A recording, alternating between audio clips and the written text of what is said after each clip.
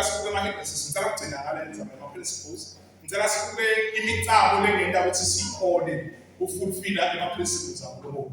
Hindrances to God's principles in our lives. So we are going to look at these things that demand at Mazalwane. Nakumbuka kahle thing 8 letinye redundant.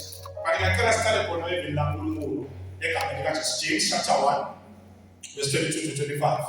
Hindrances to us.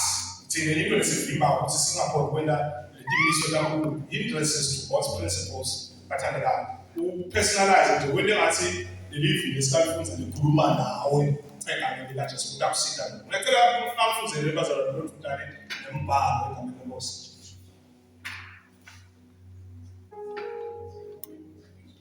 Jakobe ungake ngakho Testament ngake ngakho Exodus. Ngiyadlala bazalwane uma singabiza seniya Exodus. Libe benti lelivi lingabi balaleli kuphela nje lilikhohlisa. Ngoba nangabe umuntu angumlaleli nje angesiye umuntu welivi, lowo muntu ufanana nomuntu lobuka ubuso bakhe esibukweni. Umuntu lonjalo uyadibuka esuke ahambe akhohlwe ukuthi abenjani. Kepha lokubusisa emthethweni losikhululayo bese uhamba ngawo, angabe ngumlaleli lokhohlwayo, kepha abe ngulowendako. Lowo utawuba ngulobusisiwe empilweni wakhe. Amen. Sibe bantu bazalwane. Singabi bobani manje. Ufananisa nokuthina ubuka sibuko ekseni na usuka uthi ubuka sibukweni. Ubona lihlakaza. Uye uvele bese usoya umuthi sengright. Asicale labazalwane siyabonga usitwa uNkulunkulu safuza lemlakhe benifisa kuliva ngesikisi. Asicale lapha bazalwane liblako nalikhuluma likhulumi nalo nalulalele kuphela nalo luhleli laphansi. Liblako liyafanana. Udle wena abantu babona abantu basemshadweni babona labanye badlela ngale bathoba ukuthi lokunye kudla kuthulile. No, it's just honor nje badla nayo i-rice ne-fry yellow. Badla nabo i-Kentucky fried chicken but fried yona bomake balomshado. Baso badla kudla kufanayo ukuthi ngibonele bizana badle khona. Lesikhathi lesini amen bazalwane. So ngithikela iblako lifani kanjalo. Nami angisiko ngekhulukwana. Nami nje lisho yini nokuleta ukusho nami. Amen bazalwane. So ngithasicale lapho ngobathandela. Bazalwane egameni leNkosi yethu Jesu. Akasisithe uNkulunkulu namhla ngisaqala ukukhuluma ngalo livi kaNkulunkulu. Ukuthi siyandastand ukuthi iko levinde amandla kaNkulunkulu ukuthi singawaboni. Uyahlupha kulamalanga. Ulalela umfakazi bebantu abancane kunabo. Hayi unyaka, hayi lelithi. Bancane nje even physically bazalwane kude longathi hawo la kuyangihlupha kulalela umfakazi babo ukuthi uNkulunkulu basebenzise kangaka ubasebenzisa kangaka. Akudzingi ukuthi baze baye theology God is using. Ngiyadibuda ukuthi when the crippled bazalwane la ndleleni lesihlangana nabo asihlwa yini bathandazela. Banga abagulayo sihlwa yini bathandazela. Yini lento ukuthi amandla kaNkulunkulu angabonakala bazalwane. Yilo lokwenda ukuthi ithelo lakithi singadiboni kahle bazalwane egameni likaJesu Kristu. Leli blangulo liyasitshela ema-principles aphelele konke eveni laNkulunkulu sayini ukuthi bazalwane aphelele konke la veni laNkulunkulu. Tonke timiso tikhona angaticenzi nangasukela nje bazalwane siqhubeke. I didn't talk about giving. Ngibengwenda nje ukuthi as example angakhuluma bathandela egameni likaJesu Kristu ngibase altar babenjala ukuthi sinzile kancane iBible study lokuthi yini le process yale continuous laying on the altar. Angakuthinzi naloko bathandekayo, angathinzi kakhulu incwadi yakhe ya Revelation inetimiso letikhona lezitimisiwe futhi sikhulume nazo. Bathandekayo lithi jasigcine ngalethi lesigcine ngato sigcine ngalokuthi umalungelo kufanele asehona. It's kabazalwane konke kulavini laNkulunkulu. It is written in the word of God. Everything is down here for us ukuthi sikhone ukuva interpretwe ngilabanye basinterprete lokunye bazalwane ukuthi sikuve sifundzele thina egameni likaJesu. Amen bazalwane. Asibale masinyane indlela yokuliva livi laNkulunkulu. Number 1. Yes, thank you sister. Le kwenteka njani? Kukhona lohleli phansi fana nasekhayini. Kukhona loba ngale kitchen. Animi noma no17 lapha kitchen. Ngaphandle ngixoxisa lo lopheka nimcobe lemafethi. But kukhona lopheka uphekela nini? Uyapheka abeswenda njani manje? Idanger yekusima ku-relationship yakho nakubuva ngakubuva ngemuntu kuphela. Kuya ngokuthi ufuna kufaka swaya kangakanani empilweni lapho. Bangisekomakela bamfaka boswayi kakhulu khona. Nitha lokho nje and futhi esisasele singawukhona lokhono. Akufuneki ukukhona kakhulu. Bengibona lapho ngisasaza kushada angisavami mfowethu. Angisakwenza yena ungamfakazi angisavami ukukhona kakhulu. Bengibama ukuthi yababa. Nje angisakholwa ngisenza nje sebasifundisile. Nawaphathela namasonto asemshado awusho kanjalo. Ngoba nawo uzophethe isimo nabathi uphethe half our personal it's the preaching of the word. Lokushunyayela idanger yabo lokusima kulomunye bazalwane. Angalithwista umuntu live lakhe kulo. Atifake yena noma kwanze yena. Niyakwazi lokubazalwane. Where the word of God is released, the message, if you be 100%, but 95% of the message is I. When you are successful in ministry, they want you as an audience to see them more than you see Christ in the message. Number two, it is supposed to be the first one. Reading the word for yourself, learning how to sit down in the scriptures, reading. Now there's only no way to cover. New stuff. Hey, the revelation. Hey, nature. See that tango. Oh no, but now from my things, then that's the name. Let me say this. It means one and the same thing. One I should tell them that's wow, deep. No. That's the incarnation of the word, and the word is spoken, is taken. In the interpreter,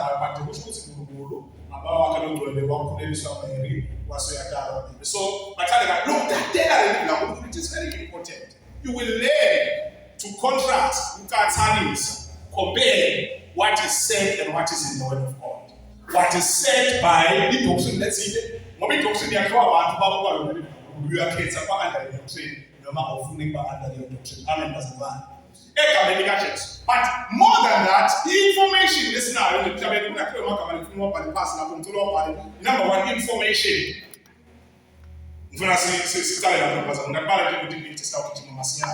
Information, effective, intelligence, data, written, no my oral, no my visual, no my audio communication. Labanye esikhathini kube fiction. Kube my thoughts about. Kube people that are misinformed. But the information, people are writing books. What is the hey? Say pale 15 with parts. I want you to pale things. You know they pale man. No, they pale fiction. Now about man fiction. We are talking about it. But when inside say I'm Latino. Yes, you are teaching. It is information. Whoever encounters that information.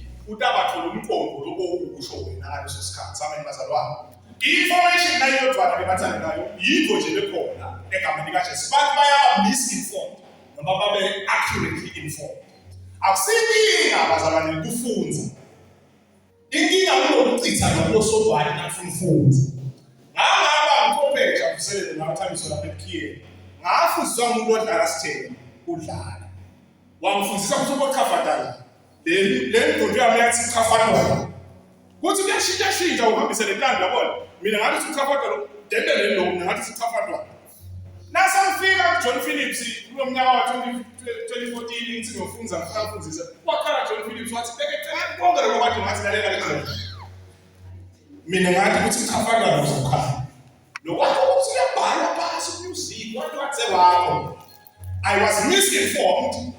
The information no ngeke seyilwa nalo ubevele kuna. Amen bathanda. That happens a lot in church. Information inengi kakhulu ebandleni. Siyiva nabafundisi, siyatifundisela futhi sine pass. I-information ayisho ukuthi information songcono. Unelwazi nje lokunyelentelo. Sawubona ukuthi ulabantu abantu. Kwesibili bhala kama pass lethi knowledge bazalwane lwathi. Amen bazalwane. Awareness. Awareness no skills lawa. Theoretically understanding of a subject. Niati. Amen bazalwane. nginelwazi thide ngetempilo emtimbeni, nginelwazi thide ngaloko emtimbeni empilweni nje, nginelwazi thide. There is knowledge. Amen bazalwane. You just know the information. You just know the information. Knowledge. When you just know the pain. Amen bathandekayo. I-opposite yaloko bazalwane kuthiwa ignorance. Award. Sivana bathandekayo. Ignorance. Wena awenenjani manje bazalwane? Award. Hallelujah. Lesathu igama lefuna sikubale phasi bazalwane. It is wisdom. Inhlangano ngokwenda lolwadi ulipractice, ulifake test lolwadi. Sivana bazalwane. You know about healing, but so yakhula manje. Sefuna ukufaka test lokuthi uyathi ukuthi Jesu uyaphilisa. That is where we miss it bazalwane. Ikakhulu in a Bible informing church, which is the evangelical church. People bagcina information, bagcina lapha knowledge. But is it practical? Have you engaged? Have you practiced? Ukwentile yini? Ungakuzama yini? Lokho lokufunzile noma lesowathi. Lo wena lobathi alisagcina lokho selulithela selpractical. Ability bazalwane to put to test what you have learned. To use knowledge to accurately accurately apply what you have learned. Amen, bazalwane. You act upon the knowledge and you act upon the facts. Ngithi kabathanda ngegama lika Jesu, ngiyomthile information iyodwana ihambayo kayibamba ukusinda. Umsebenzini baze babide ngasiyazi. Bathi wathi kakhulu na ungamnika lokusebenza uyakhamisa. Na usiyavela bathi nami ngokusiyazi. Wazi wavela uyazi. Produce work, not umsebenzi. So, singena bathanda ngalo sinayo inkinga lena egameni lika Jesu. Uthi ke James bazalwane.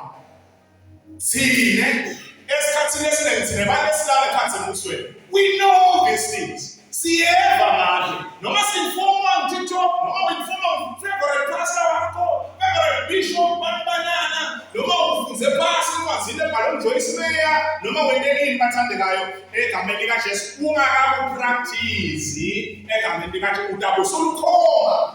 Information the knowledge yini ukuthi abe-applied kanye aka-apply lokulafunzile. Wagcina information uba ne-pride, wagcina knowledge uba ne-pride. Ungathi ungcono unalona ignorant kanti lefana. Ungaya efeni wena kwaphakathi nalolwazi. Hhayi efeni kwaphakathi wena ungaphuya umzalwane. Wena umzalwane ungaba ne-bitterness. Ufane nalona ngaphandle ube ne-bitterness but wathi ukuthi njengoba basho manje nami let's engage yongele imithwalo. Amen bazalwane. Wathi ukuthi ungakhala umsumakazi, wathi ukuthi ungayakhuluma. Amen bazalwane. So don't lie to yourself. Uthi Jesus singadiyeke. He calls it delusion. Uthi kudiyeka lokwathi nalokuva singendi. Hallelujah bathandekayo. So ngiyanga into lesivimba ukuthi imiso kaNkulunkulu singakhona ukutenda egameni lika Jesu Kristu. Amen bazalwane. Para pass number 1 iko lesibamba ukuthi lebantu singakhoni kwenda idimiso kaNkulunkulu. Thani ke bathandekayo is self-will and disobedience.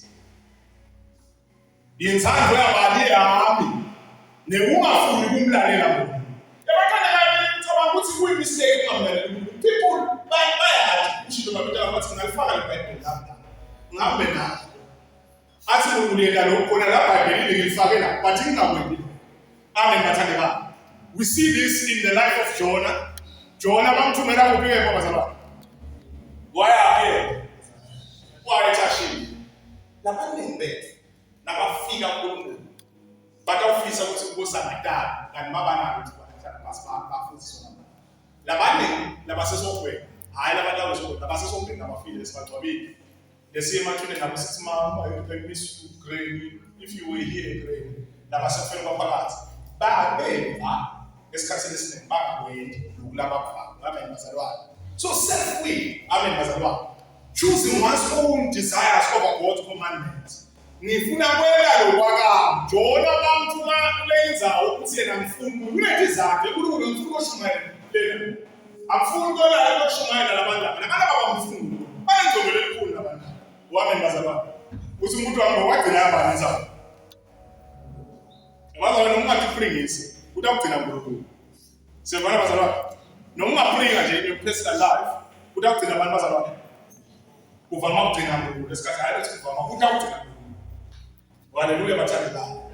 So Jonah ignored God's call to Nineveh. Wathi angifuni ukuya khona, ngifuna ukuya eTharshishi, ngifuna ukuyalela ngifuna mlokho. Self-will and disobedience. Sami bazalwane. Kwesibili bazalwane egameni likaJesu Kristu. Fear of man. Fear of man. Ungabhala lapho in brackets egameni likaJesu Kristu uthi influence of others. Umuntu influenced by other people. Lo mlona akakhona ukwenza letimiso. Akakhona ukuthatha egameni likaJesu athi ufunanini. Akakhona ukuthatha imfoloko avulula hamba ufuna amakhabisha wafana pha. Kuyesaba ngoba uthi selendala bebaleni. Amen bazalwane. Ukuthi selendala nje. It always humbles my heart nangenza lapha. Ngisala ngizala besenza lapha nje lana noma singakusponda nebazalwane bakhe. Babedikiza umkhanza lapha. Please, appease lapha amakhabisha. Ngisho ngihlekile ukuthi sitawufuna. Akulimi bathi ngiyasho ngathi abedikiza nasamshaya amakhabisha. Ngimuthola amakhabisha. Ngiyasho le ngikha. Bathi ngiyasebenza yini? Ngifuna yini ke phambi? Ya, ngifuna kuthini? Bebathandeka. Yini lengabamba ukuthi ngibe nelwati ngize ngifike ku skill set sakhe nokulima ngoba umlimi ukuthi ngipractice njengaye ngifunze kudelele. Amen bathandeka.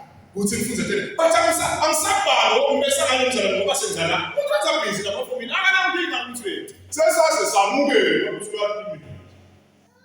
Fear of people bathandeka, fear of man egameni likaJesu Kristu. Basenaza Saul bazalwane egameni likaJesu Kristu waba misled. Saul waba misled bathandekayo. Wahamba lapho wayela kufunabo wahamba ufuna wathi nangabe loshungu nalabantu abakahawundela abasamlule usesawula ngeke manwele noNkulunkulu uthi kasikhulane ngo abinza bamanje ayizana wayiso wakhubeka wena lokuphoza inzalo yaNkulunkulu asabala abantu nale placement bantu lesibabonayo mabathandekayo egameni likaJesu bakophoza le ideology le balesibabonayo kunendoda lethiwa uStephen in Acts chapter 7 abumuntu zama Stefano ukukhuluma iqiniso nasabona abantu baswathile baphethe manje. It made him to continue to do that. What? Fear of people will make you, number one, be poor in the flesh and be poor spiritually. Be poor in everything. Why can't you tell us about tea?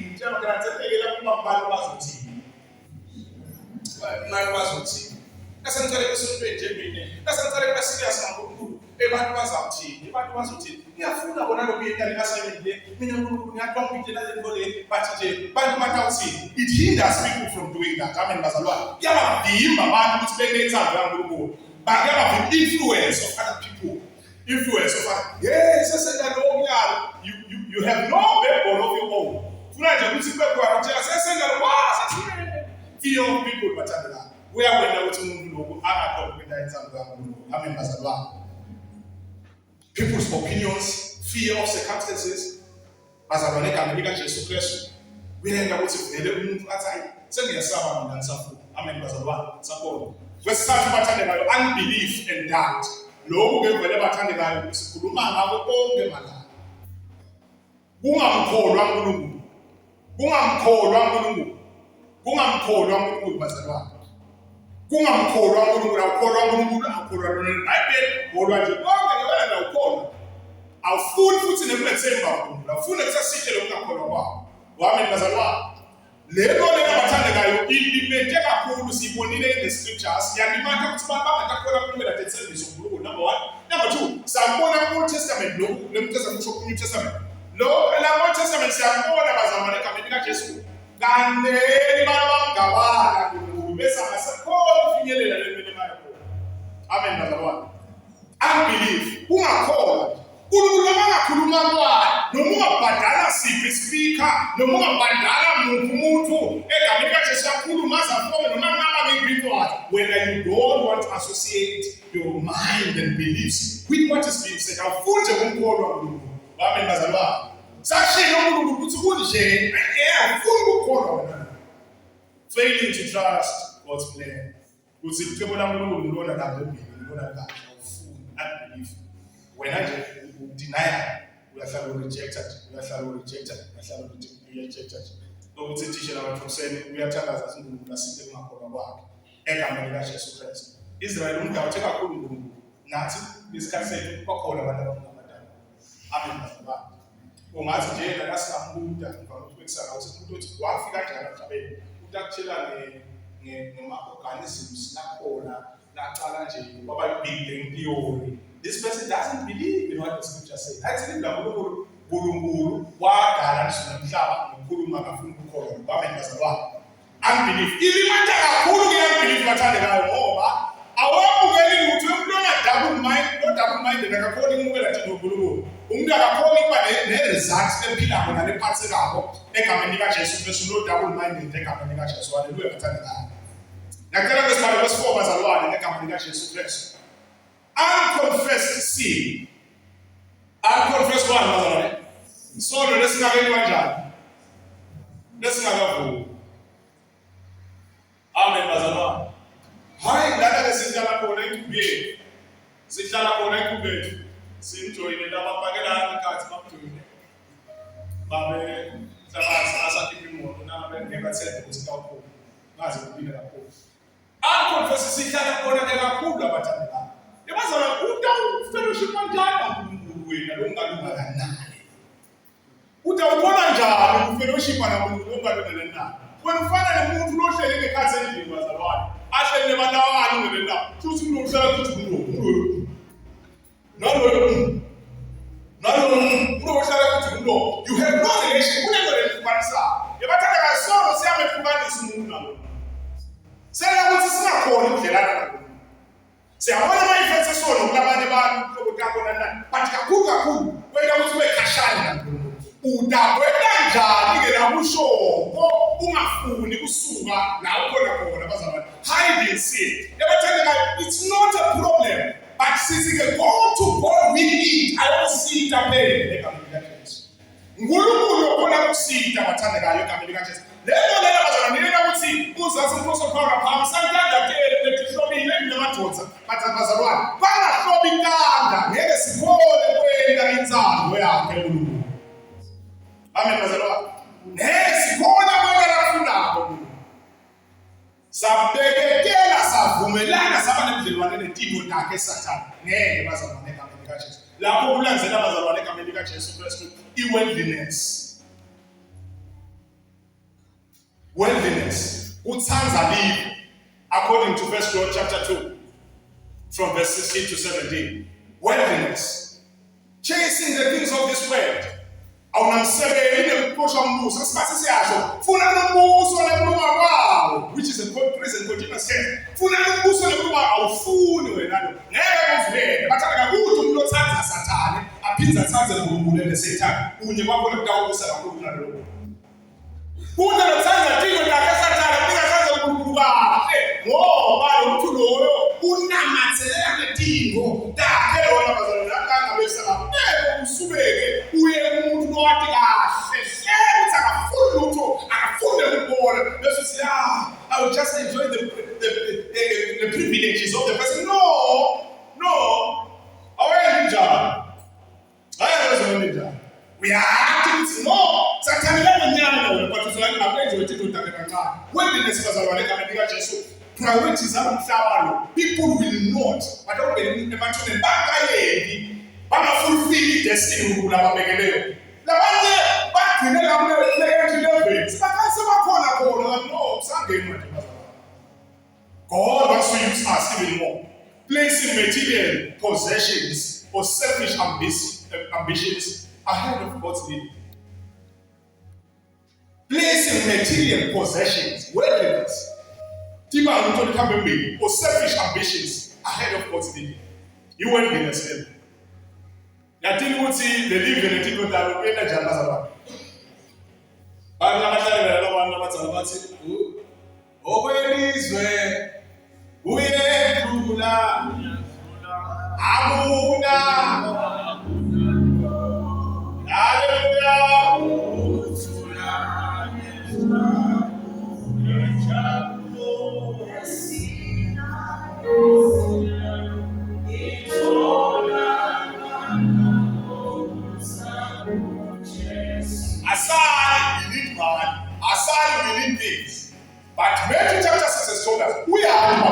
uphethe zingadi.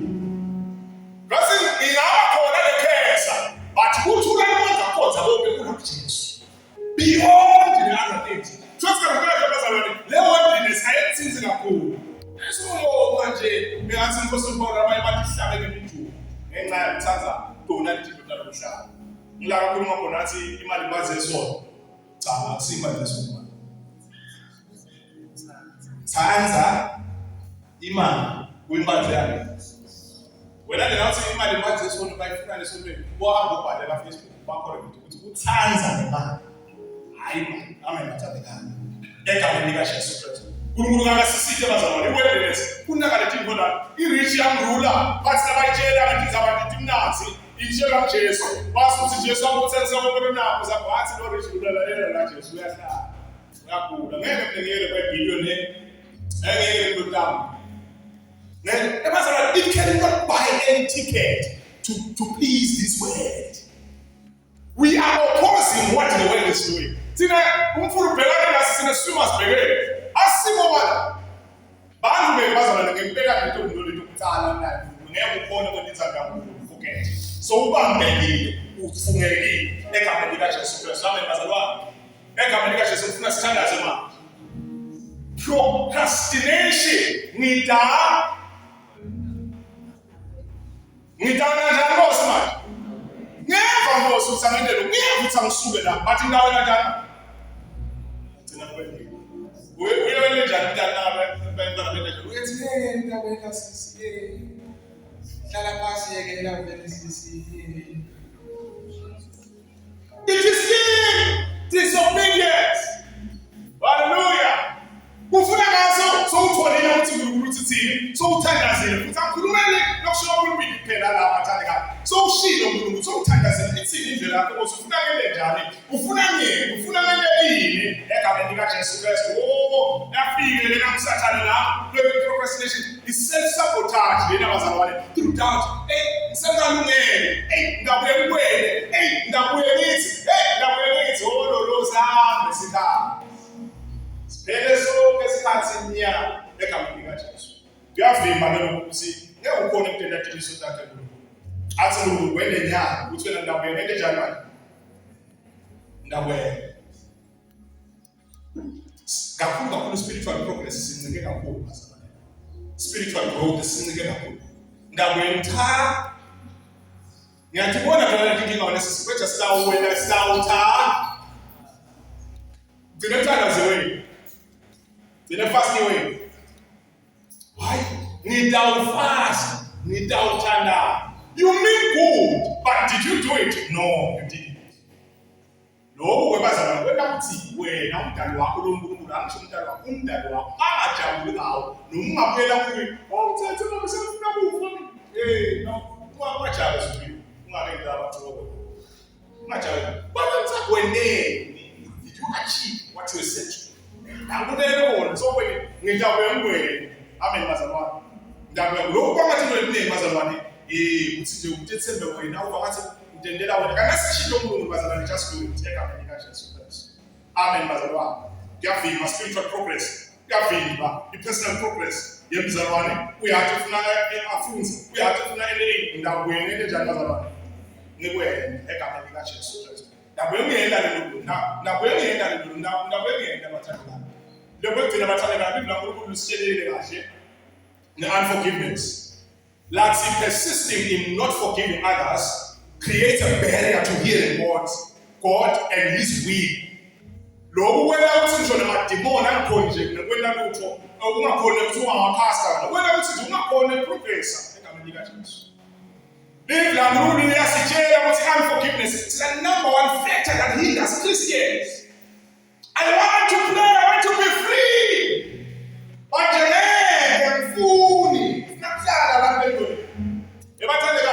unforgiveness hinders you. Laba benza unforgiveness ukuthi kuthelela lomunye shevu cabanga ukuthi kutawufawe ukuthi ithelela wena shevu kathi kutawufawe. Unforgiveness is the number one thing that hinders us spiritually. Kuyamthina uNkulunkulu ukuthi singathetheleli ngoba banathi usithethelela mihla yonke. Ungabuki isona nje kuphuma la uye lapha eBhareni. Ungabuki isona nje kuphuma la uye wathi to be annoyed with. Kule tiko le tenge sentano suda hapo Mungu. Geba kubeka sitsetele. Weyele ngaba basomkholi wasomna Jesu masakweni lo. Wenda kuthi kuvimbele. Yabathandela wakuthelana emuntu weba yathi kwatela umuntu mowa the single person is you. Ikakhulile nakaphatheka lo mowa athi uthula wena.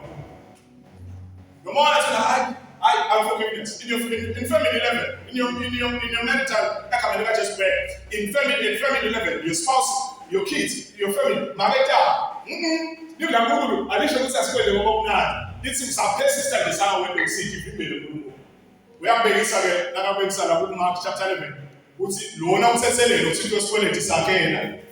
Sikwele tisakasende jani. Amasi yege na metapata. Mami yege. Ati na lutu sense yake na maoyo na mai. Utu yahlala khipha le mali yakho ngifuna yona. Awukusubona mnene wena. Hayi ngifuna yona. Uthi ke Jesu kufaneleliwe njalo umuntu. Amen bazalwa. Unforgiveness. Kuyavimba ukuthi imiso kaNkulunkulu ngeke uzokhona into. Amen bazalwa. Pride and self-deception. Pride and self-deception. Pride and self-deception. Amen bazalwa.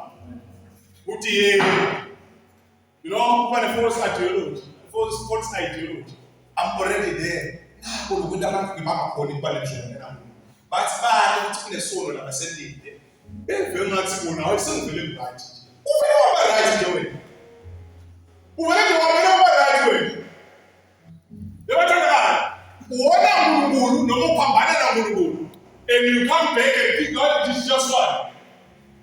Self-deception, with the pride. I'm better than. I'm already ahead of. I want to be big than. No.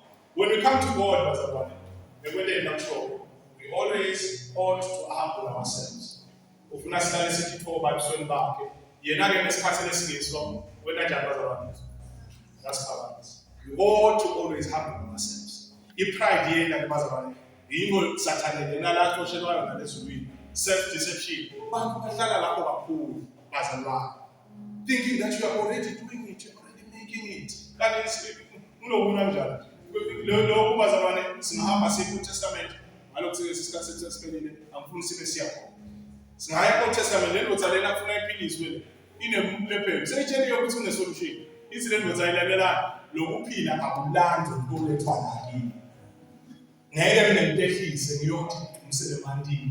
Actually, who is this prophet that you're talking about?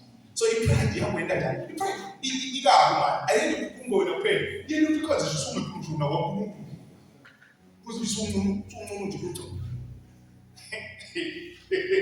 and help is almost always found in the places that you don't expect it. Later on, the religion had broken.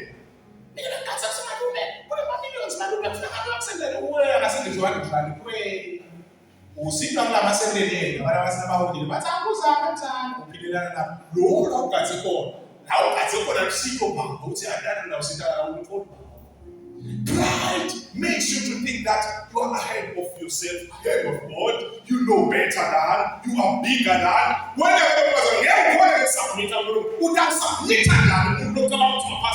We speak of money. You think money is there, it's deep to you.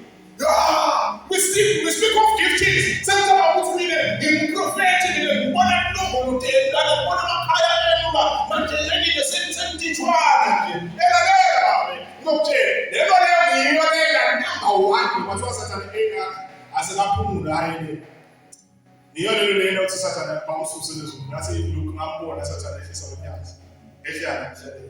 you always ought to be humble.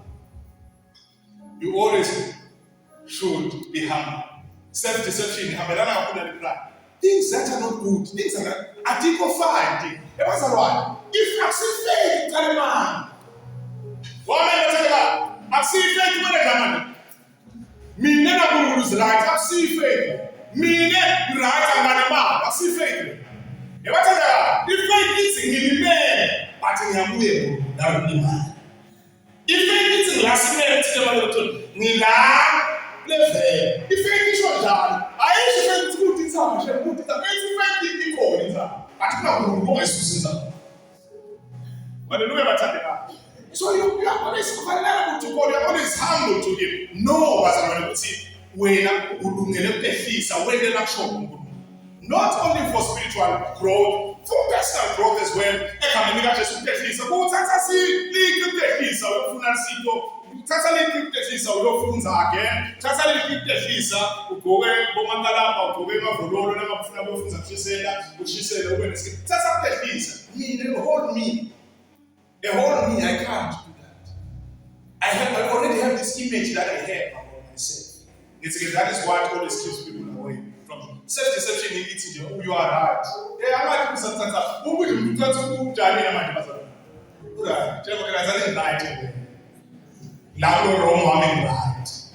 Sipila lapho vele where people just persist wasn't right. But self-deception is when we right to no, we are always humble. We are always humble. We are able to come to God in humility every time. See this for God. Never call them as a man. Now I'm listening to them. Nigela, no call them Nigela now let it go. Never call them as a Nigela lo pamenena lo moni. So what's the Nigela when high? So Nigela so the motives that fit. So tell that you are Nigela. Amen. Bazalwa. People are no Bazalwa. Which is the same thing, man. But when you have to put it in a bag, me and Papa, now and forward, I'm not that. Little Unigala 2 million is useless. To God, it is use, but to us, it is beneficial. As a church, we celebrate. Let's say 2 million. As a church, yay! Yes, I tell my drums, yay! I do yes. It is to God. Bribing your way to Him, it is useless. Let's see, better than you make out the man pass so that I might. That is why the matter is now calling the idea so that so hey, be led by the Holy Spirit. Only people in some that confess, people that in some have only to confess. I ban, amen. That I got sick of the book as a one. Leke bazalwane akakhethi so that nasathethe wakhethi akasindika nje kunedinto lesingakutholile nje uncane lethu nemali asiphethe kwethu kuye hayi always kunedinto lesingakuthola ngiko ke bazalwane kufuna umthandazo ukuthi make me nasasakhe wena sesawunika nje amen bazalwane. If you're proven that you have the capacity of preserving a ministry, then we can give you that. Kunusanika anointing yokufuna ukuthi uyafika nje because God trusts you, that you are going to be humble. Let us go to the Musa, second morning and the tipile de tifona. No one I know it's not a feelings that I'm a funwa key. A funa result. No one I know down. So for healing, but are you okay with God? No. Getting a result from a God that you don't have fellowship. That is why people go pay for those things. Asake batanga. So when they are principle. If it's about giving, give. It shall be done what, magic? Don't pray and it shall be given. No, you give and it shall be what? Sometimes your best. Now call them, now pride, now call them unconfessing, now self-will, now call them as a body. Would you take everything and show it now? People got to be made up. People got to be made up. Never call it. Amen. Let's